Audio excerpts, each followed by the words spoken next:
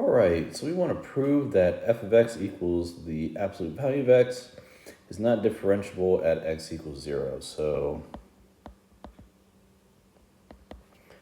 proof, all right. So we're going to use this definition to help us out.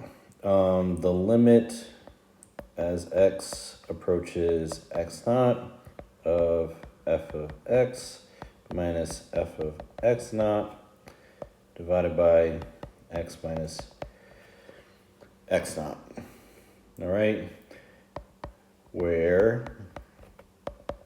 x naught equals 0 in this case, all right? So remember, the absolute value function is piecewise defined. So the absolute value function spits out x provided that x is greater than or equal to 0.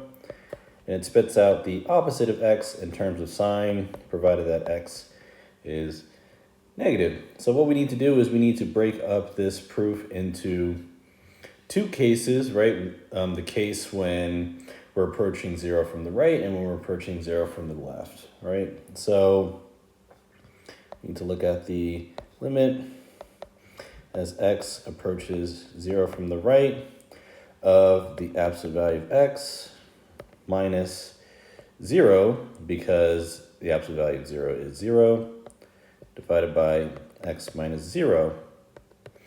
Right, and this will equal the limit as x approaches 0 from the right of x divided by x. All right, since all the x values are going to be approaching 0 from the right, they're going to be positive, so we need to use this piece right here to help us out with the proof, at least for the first part of the proof.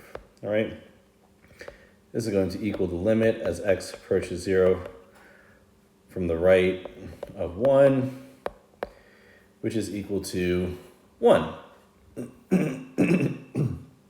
All right.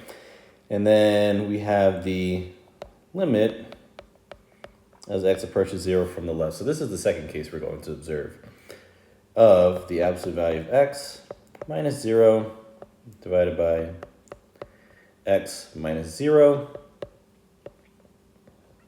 Now, since we are approaching 0 from the left, we need to use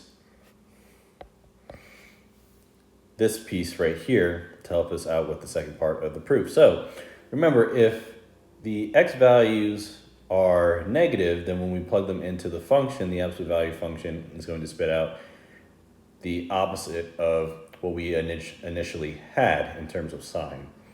Okay, so what we would have upstairs is negative x divided by x, which is equal to the limit as x approaches 0 from the left of negative 1, which is equal to negative 1. These two don't match. Therefore, the limit as x approaches 0 of the absolute value of x over x, I could put the minus 0 divided by, I could put a minus 0 here and then a minus 0 here, but that's not really necessary.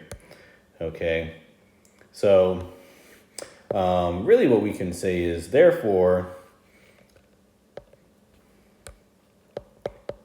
f of x equals the square root of x is not differentiable at x equals 0, since the left-hand limit and right-hand limits don't agree with each other. And that's the proof.